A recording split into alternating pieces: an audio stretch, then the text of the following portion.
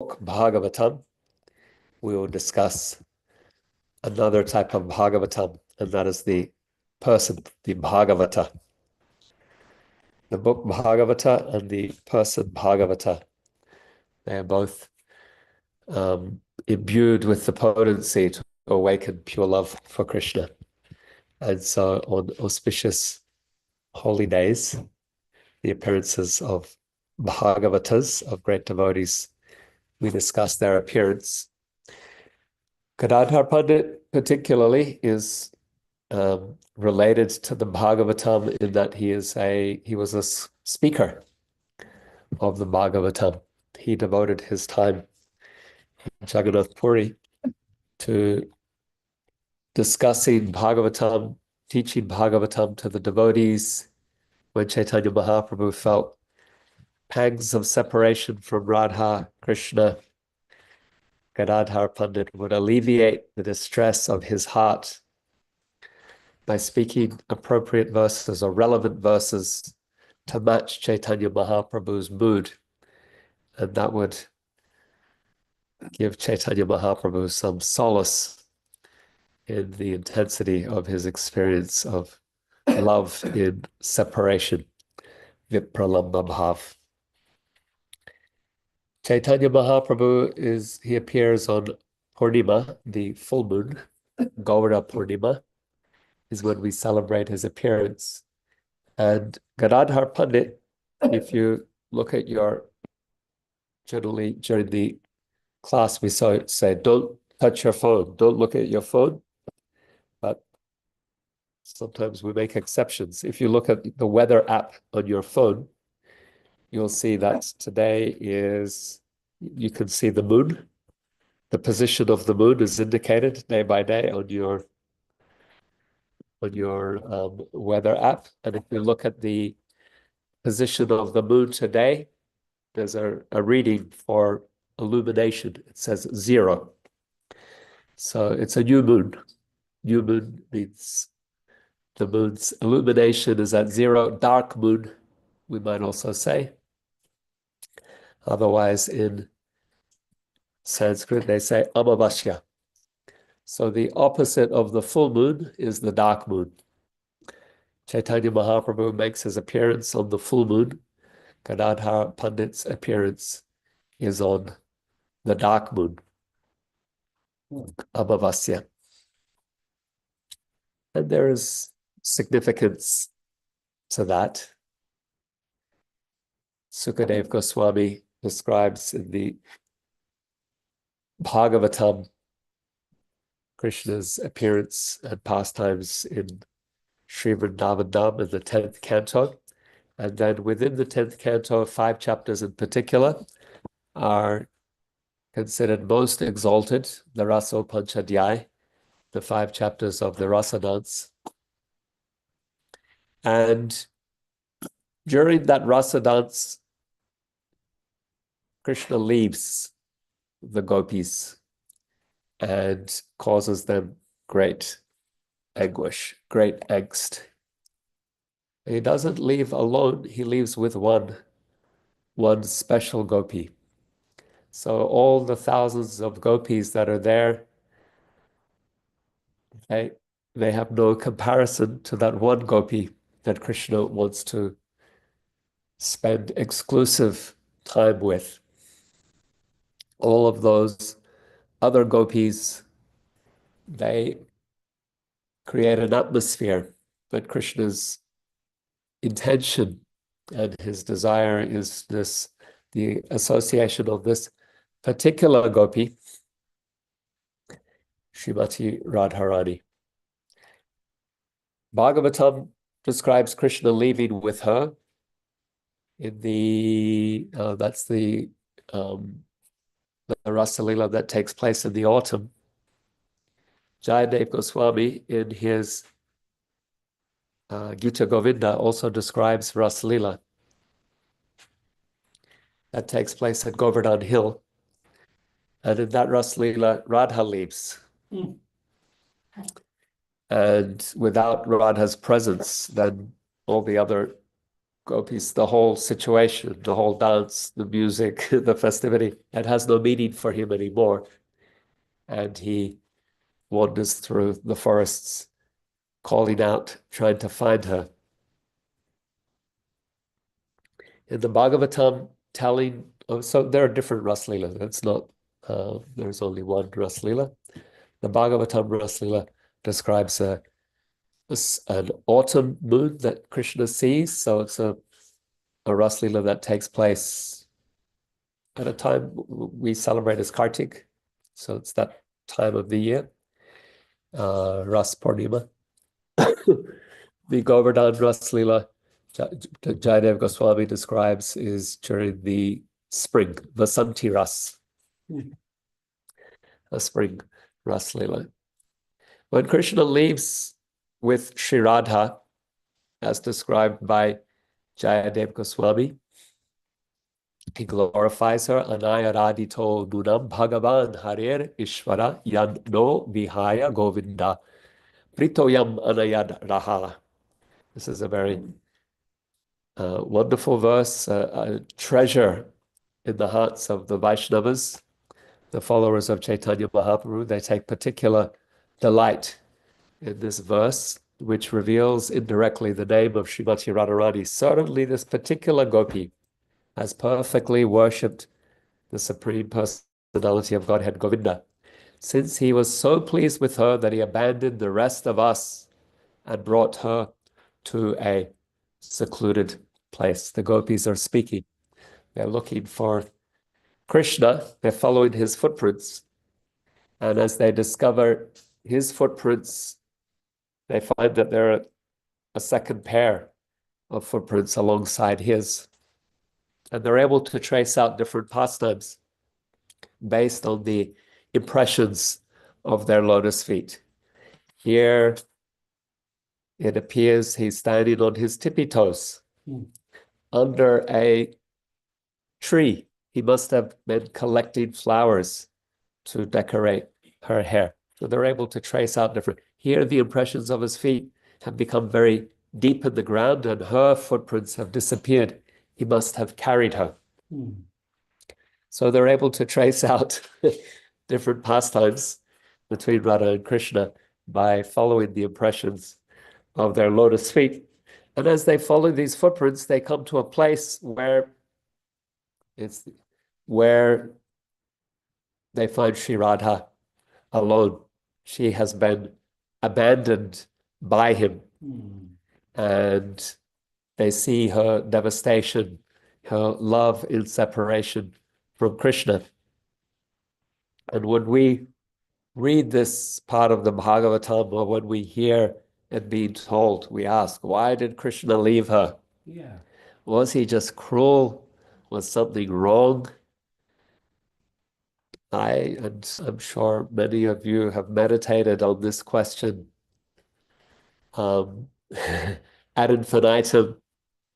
Bhaktisiddhanta Saraswati was asked, and he said, that's not for us to ask. He didn't want to entertain the question. Nonetheless, Amrita Kishori has come to the door.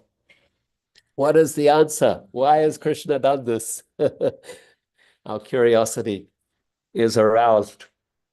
For a long time, I thought it was that Krishna didn't want the other gopis to be jealous of Sri Radha, that when they encounter her and they see her intensity of love and separation and how her devastation is so much greater than anything they felt or demonstrated, they would give up all envy and appreciate her most exalted position. For a long time, that was how I understood that pastime.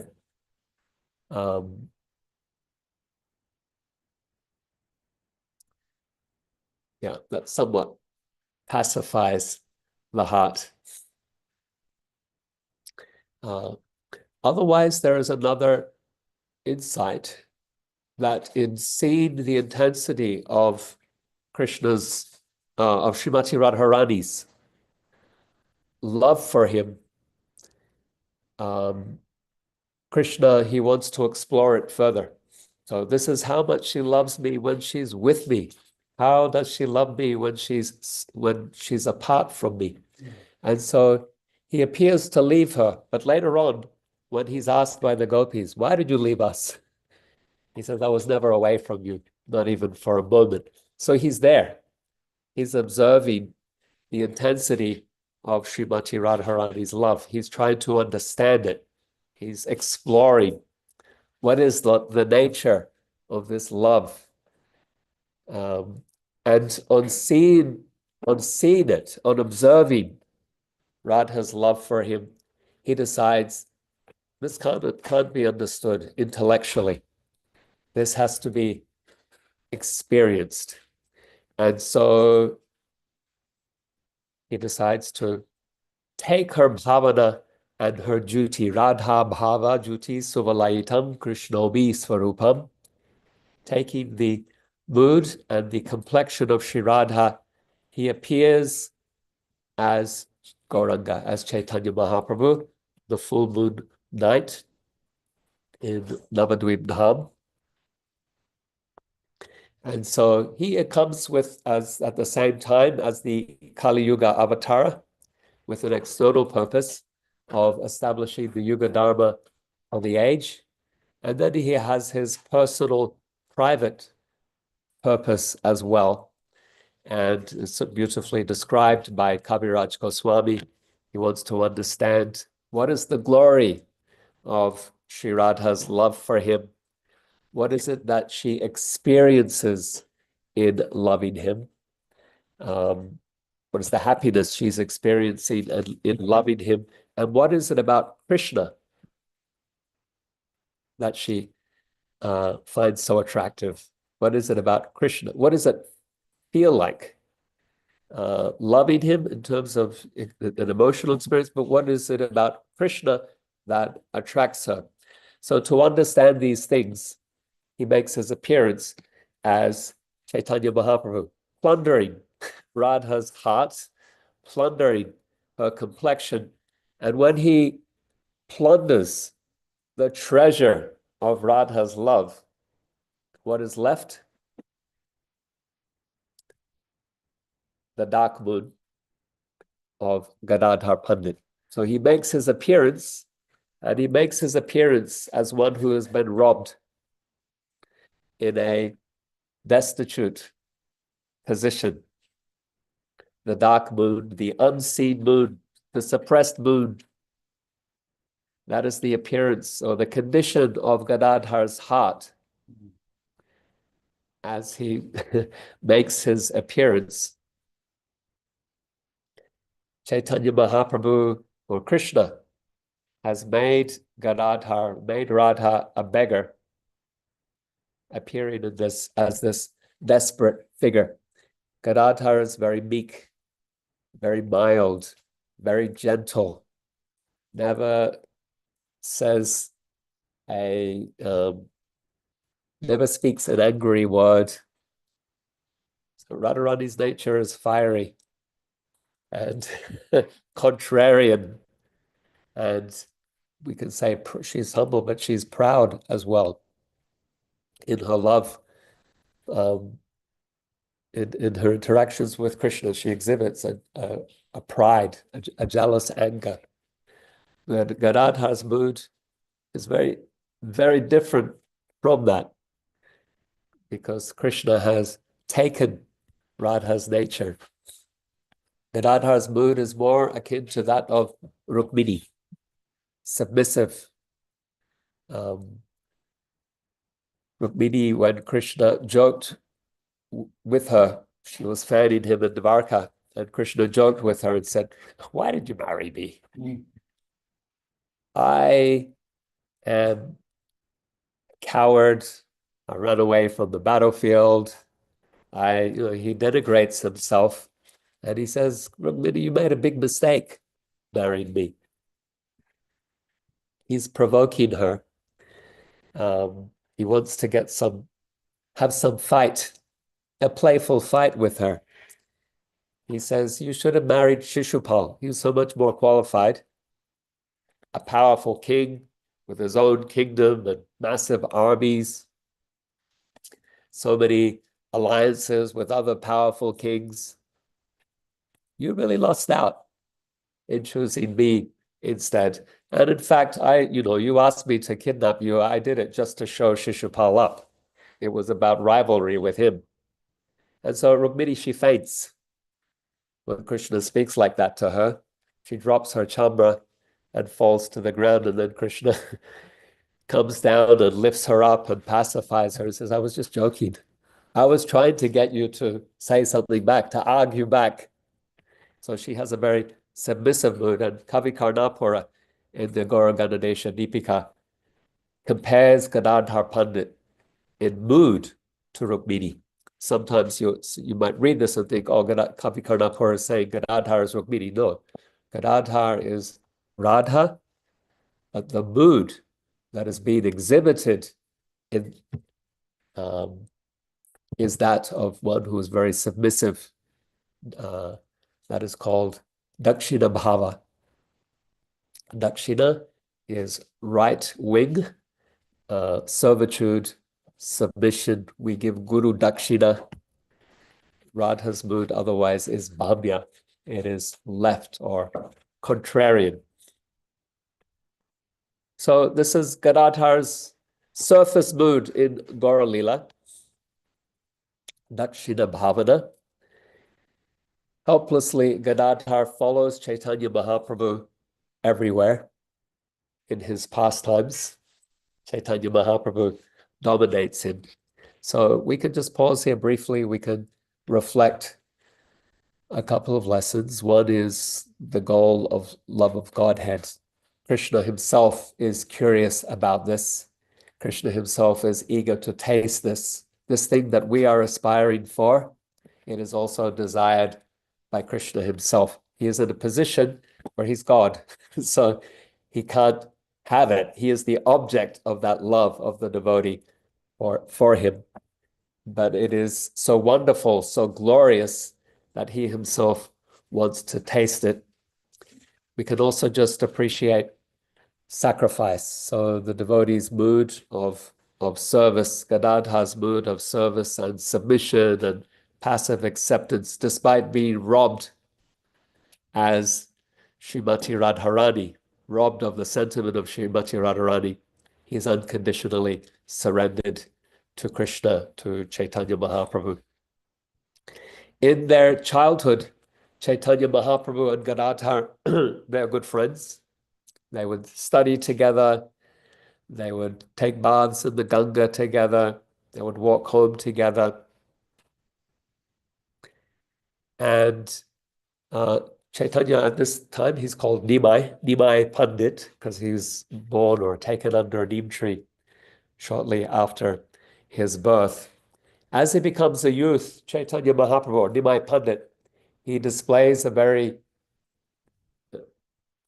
he's very scholarly, very learned, a great logician, grammarian, and he displays a proud nature, a proud, arrogant nature. Even at a young age, he had his own school. He attracted many students. And he would stop other scholars on the road, on the path, with his students behind them, and ask them difficult questions related to logic and grammar, and defeat them. As they gave their answer, he would take the opposite contrarian position. He would do this to Gadadhar as well. Gadadhar Pandit, he's also a Pandit, he's also a scholar. And so when they would meet on the street, Nimai would ask him fallacious, meaningless questions, small points of grammar or logic, defeat Gadadhar, and then defeat the position that he established in defeating Gadadhar. And so Gadadhar, he didn't really like this. He would try to avoid Nimai Pandit at that stage. He loved him, but he would also be a bit annoyed by this display of arrogance, and he would think to himself and say to other Vaishnavas, this Nimai Pandit, he's so smart, he's so handsome, he's so attractive, charismatic. If only he were a devotee, if only he were a Vaishnava. Otherwise, he's wasting all of these wonderful gifts that he has. Now, of course, yeah, he's not a devotee because he's God. At this stage in his life, he's not manifesting that mood of loving service. But then after going to Prayag, to Gaya, and meeting Ishvara Puri there, Chaitanya Mahaprabhu has a transformation, and he becomes swept up in Krishna Prema, in pure love for God. Returning home, he is a different person, overwhelmed with love for Krishna. And seeing his ecstasy, Gadadhar Pandit also becomes ecstatic.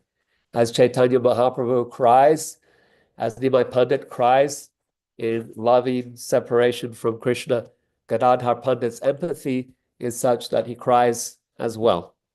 The same sentiment that Nimai Pandit is feeling in his loving separation from Krishna, Viraha Bhakti or Vipralamba Bhav, then Gadadhar Pandit, his empathy is so great, his love for Nimai is so great. He's feeling the same feelings, the same sentiments. One day Nimai asked Gadadhar, where is Krishna? This Viraha Bhakti, this separation has become so strong in him. He says, where is he? That blackish, bluish boy, that son of Nanda Maharaj, dressed in yellow garments, who plays his flute. Where is he? And so Gadadhar Pandit, he says, he's in your heart. He's in your heart. And when Nimai hears this, he starts tearing at his chest to find Krishna in his heart. The intensity of his desire to be with Krishna is such that his emotional response is uncontrollable. And so Gadadhar stops him and very gently pacifies him. He says, he's in your heart, but you have to be patient. You have to be patient. And by speaking gentle words to him, he's able to pacify Nimai Pandit. And Sachi sees this. Sachi Mata, Nimai Pandit's mother, sees this, and she is very pleased with Gadadhar, and she sees that he's very intelligent, even though he's so young, and she tells him, you must always stay with my son. Never leave him. You can help him. She's concerned about Nimai Pandit. And when she sees how Gadadhar is able to pacify him, she says, please always stay with him. So patience is important. Mahaprabhu's revelation of his pastimes as a devotee, Gadadhar had to be patient. And then for Mahaprabhu as well, his eagerness to see Krishna, and Gadadhar is telling him, you have to be patient. And so we can also learn from this that we practice sadhana bhakti, we practice devotional service. We have to be patient. We'll see, we might be distressed sometimes. Why aren't I more spiritually advanced? Why aren't I a pure devotee yet? Why aren't I fully Krishna conscious? Patient. We must be patient. Gadadhar Pandit had a friend in Navadvip. His name was Mukunda Datta.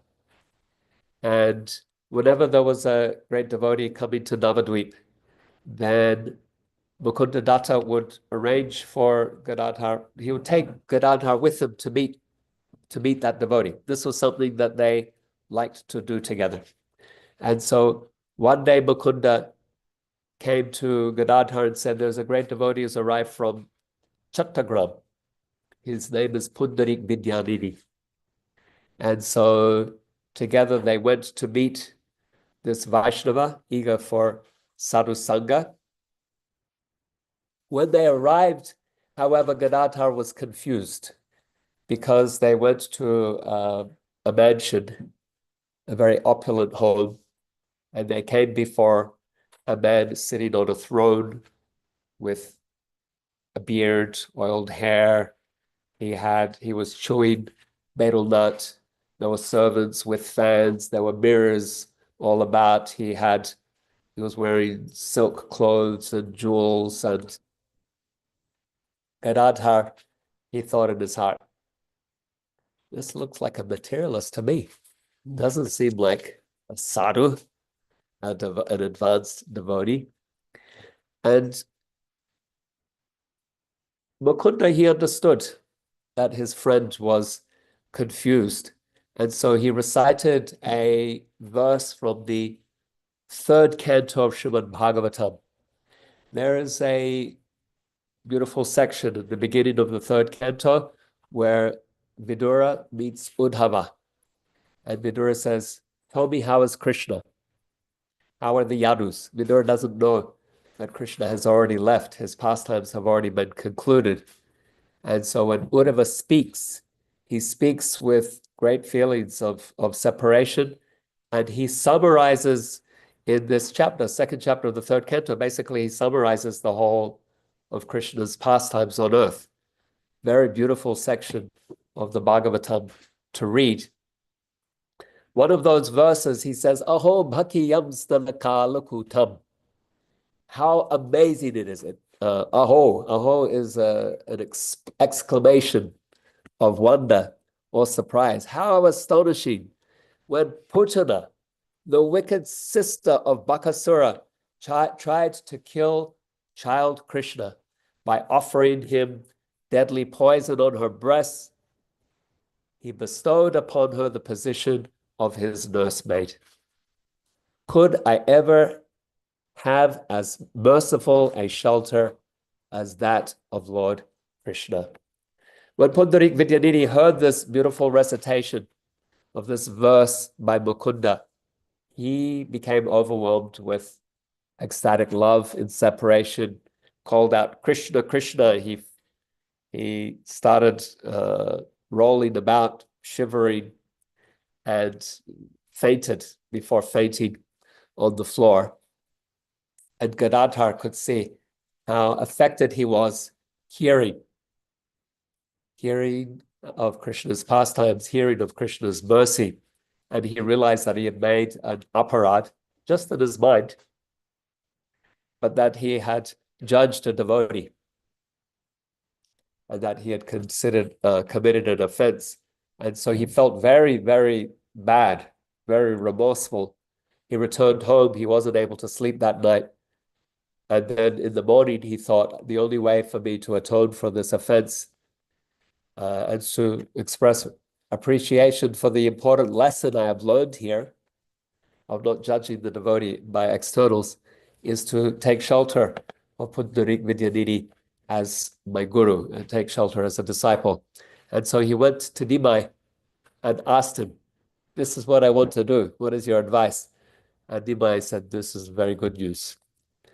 Nimai was initiated by Ishwara Puri, and now his friend Gadadhar would be initiated by Pundarik Vidyanidhi. Pundarik Vidyanidhi in Ganesha Deepika is the father of Srimati Radharani, Vrishabhanu Maharaj. And so that personality, the king of Varshana, one of the kings in Brajbhumi, he has appeared in a royal family, in an opulent family in Gauralila, and he becomes the guru of Gadadhar. So one important lesson for us, the importance of seeking out the association of advanced devotees. That's what Mukunda and Gadadhar are doing. Another important lesson for us, don't judge devotees on external considerations. And a third lesson here is the importance of taking Vaishnava Diksha as well. Both in the example of Nimai Pandit and Gadadhar Pandit, they're taking Diksha, they're taking spiritual initiation. When Chaitanya Mahaprabhu, Nimai Pandit took sannyas and moved to Puri, what did Gadadhar do? He also took sannyas and moved to Puri. He couldn't bear to be separated from Chaitanya Mahaprabhu. And he thought that Chaitanya Mahaprabhu would stay in Puri forever. And so he took Kshetra sannyas. So not just sannyas, but sannyas with a vow to stay in a particular holy place. And so when Chaitanya Mahaprabhu decided to go traveling to South India, Gadadhar wanted to go with him. Earlier on, Chaitanya Mahaprabhu had found in one of Jagannath's gardens, he had found a deity of Gopinath, Krishna playing his flute, that was worshipped by Brahma, received worship by Brahma at the dawn of creation. So this deity Chaitanya Mahaprabhu found in a garden, and he gave it to Gadadhar to serve. So Gadadhar, he was in Puri, Kshetra Sannyas, Pujari for Gopinath Ji. But as Chaitanya Mahaprabhu is leaving for South India, Gadadhar is following him. And Chaitanya Mahaprabhu, he said, what are you doing? You took sannyas. You took Kshetra sannyas, a vow to stay in the holy place of Jagannath Puri. And you're the Pujari for Gopinath Ji. You have to stay here and do your service. You can't leave. And so Chaitanya Mahaprabhu had him stay, turned around, walked away, and as he did so, Gadadhar fell to the ground in faint. He couldn't bear that separation from Chaitanya Mahaprabhu.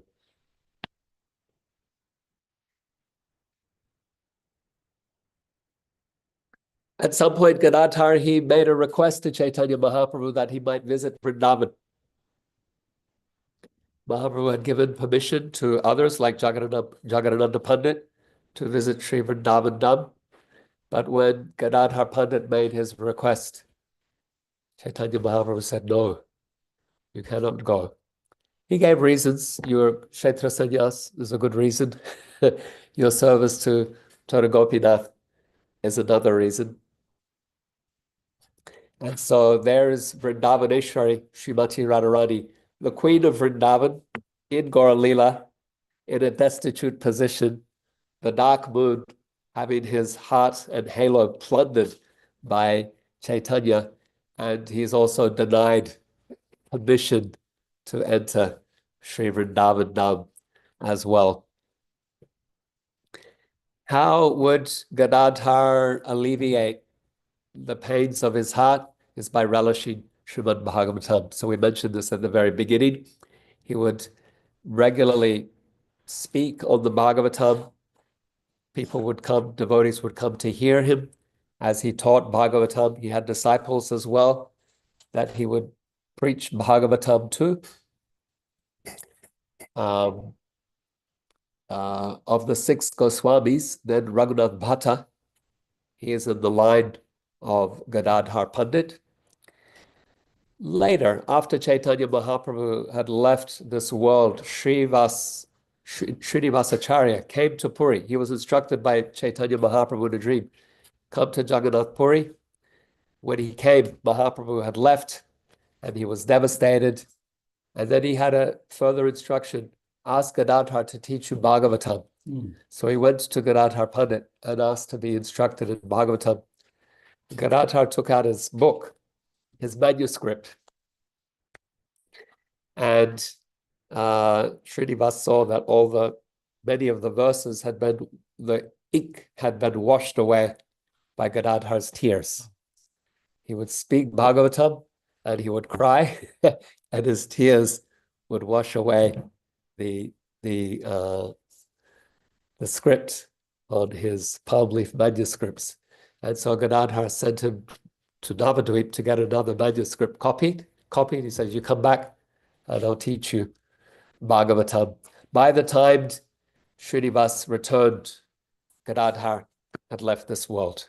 So he was still young. Mahaprabhu, he left this world at, I think, 45 years of age. Gadadhar's similar age, so he's still young. As Mahaprabhu disappeared, Gadadhar ages very quickly, such that it was difficult for him to do seva for Tora Gopinath, to put garlands around Gopinath's neck. And so if you visit Gopinath today, you'll see he's sitting in Padmasana. He has a flute, but he's not standing, he's sitting down. And it is said that he sat down to facilitate Gadadhar so that he could do the puja, he could dress the deities in his older age, or even though still young, but in that condition, Gopinath facilitating his pujari. And Chaitanya Mahaprabhu's disappearance, it's not mentioned in Chaitanya Charitamrita. Bhaktivinoda Thakur says that Chaitanya Mahaprabhu was seen to simultaneously enter the temple of Jagannath and the temple of Tora Gopinath. And if you visit Tora Gopinath and you're very fortunate, you ask the pujari, can you show me the place where Mahaprabhu entered into the deity? He might lift the deity's dhoti, and you'll, Amrita Kishori, see it? Yeah, and you'll see in his knee, there's a line, like a crack or a line, and they say that's where Chaitanya Mahaprabhu entered the deity. As far as Gadadhar is concerned, he also is said to have entered the deity of Tora Gopinath. So, yeah, you can have darshan of Tora Gopinath, the sitting deity of Krishna. And we can appreciate, as a lesson here, Srimad Bhagavatam, how Gadadhar is speaking Bhagavatam, he's also speaking appropriate verses to alleviate the pain of Mahaprabhu's heart. And so the importance for us as devotees of Chaitanya Mahaprabhu, of Gaura and Gadadhar in their line, our primary book for cultivating bhakti, for cultivating prema, is to serve, not just read, but serve this ripened fruit of the tree of Vedic literature. The worship of Gaur Gadadhar is considered very esoteric. We generally worship Gaurnitai or Guru Gauranga Radha Murlidhara on our altar here. We have Guru, we have Gauranga, we have Radha Murlidhara. Bhaktivinoda Thakur, he worshipped Gaur Gadadhar. Radha and Krishna. So Radha and Krishna, they worshipped in Madhurya Ras. As Gaur Gadadhar, then their mood is their teachers, their practitioners of bhakti. So their mood is Acharya Bhava. Otherwise, but then their mood is also one of magnanimity, Odharya Bhav. And so that's the mood for worshipping, the sentiment for worshipping Gaur Gadadhar.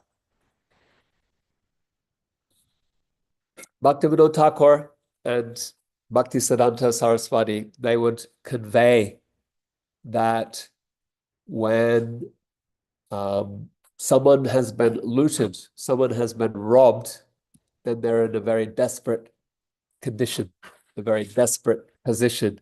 And if you help them or serve them, they will be forever grateful. And so Gadadhar's heart has been looted by Krishna, but he will not remain in that position forever. The property will be returned. And when it is, those that are assisting or serving in their time of distress will be rewarded greatly once that property is returned. And so that was the sentiment in which Bhaktivinoda Thakur worshipped Gaura Gadadhar. And that's a prayer that we can have in our heart as well as we chant Jaya Shri Krishna Chaitanya Prabhu Nityananda Shri Advaita Gadadhara Srivastani Gaura Bhaktarinda. As we say that name, Gadadhara, we can think of that personality born on the dark moon, heart looted, robbed of bhava and duty, mood and complexion, in a very desperate condition, serving and assisting Chaitanya Mahaprabhu's pastimes. And as you endear yourself to Gadadhar Pandit, attract that merciful glance of Gadadhar Pandit, and then you can hope to receive grace and the reward of prema bhakti. So we conclude with these reflections. Any comments or questions? We have a little time remaining, not as much as Ananda usually likes for us to hold, so I apologize there.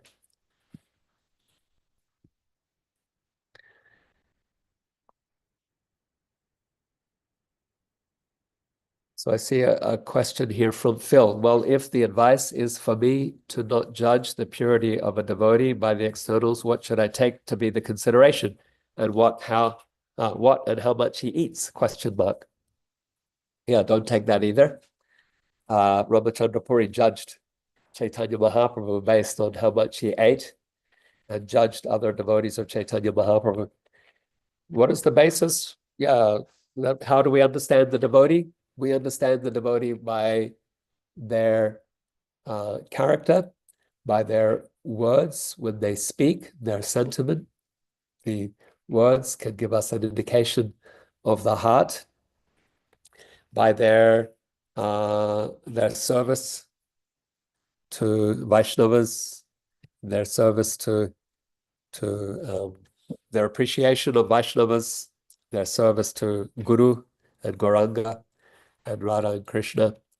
These are the important considerations, not the other things that Gadadhar was judging Mukunda by without hearing him or without having any closer association.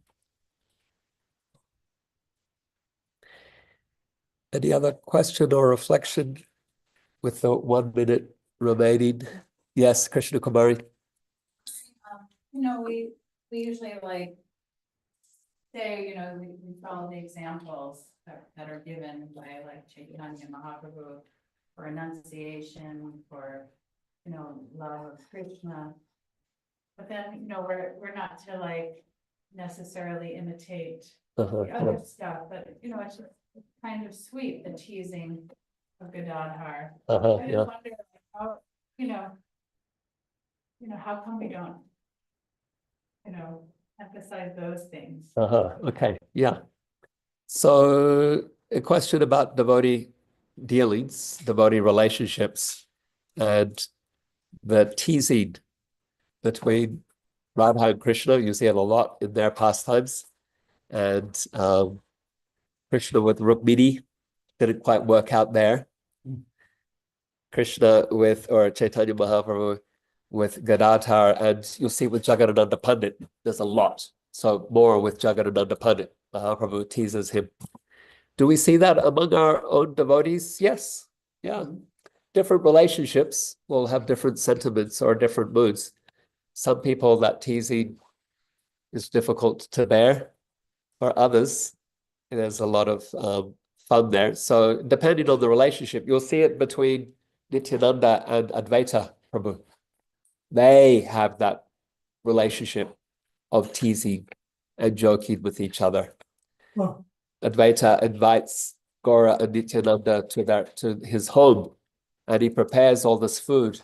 And Nityananda says, I've been fasting for 3 days. I thought I would be able to have a proper meal, but I see, I'm still going to have to continue fasting because there's nothing here.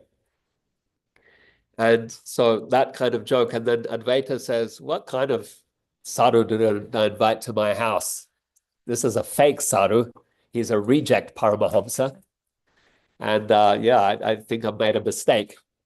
And then Nityananda takes some of the food and throws it at him. And then Advaita dances. He says, I've been touched by the prasadam of Nityananda Prabhu. So there's lots of that kind of joking, but it depends on the relationship. between the particular devotees. Thank you for that. Shri Shri Radha Muralidhara ki.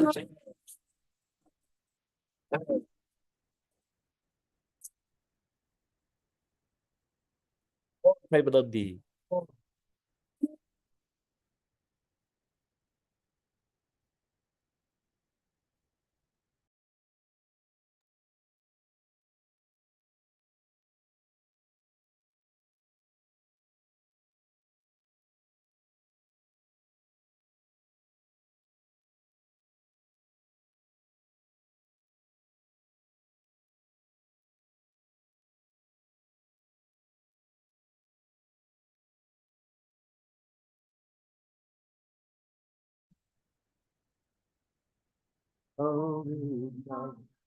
Hare Purusha.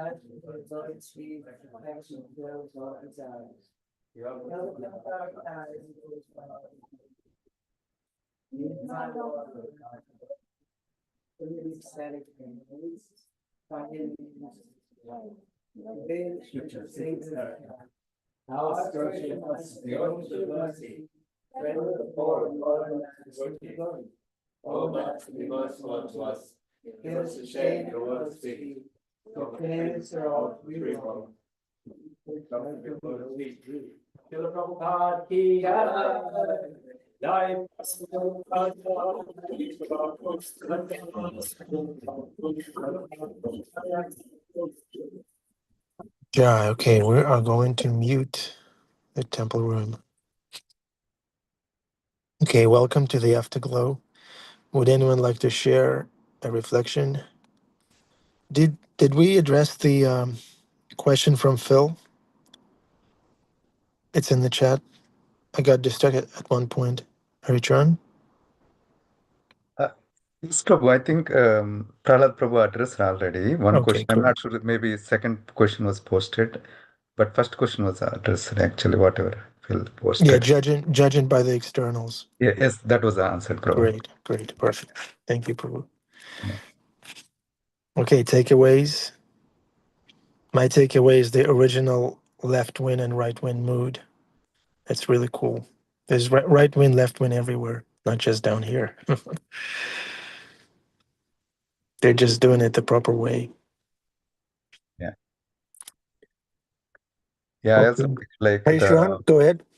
Yeah, I also like the how Mahaprabhu stole the complexion of complexion and also as well as the nature of the Radharani, right? And then she took the humble position and always taking the association of Lord, right? When Chaitanya Mahaprabhu came and reading Bhagavatam and when Chaitanya Mahaprabhu went to South India tour, like she was feeling the desperation and like took the shelter of Bhagavatam, right?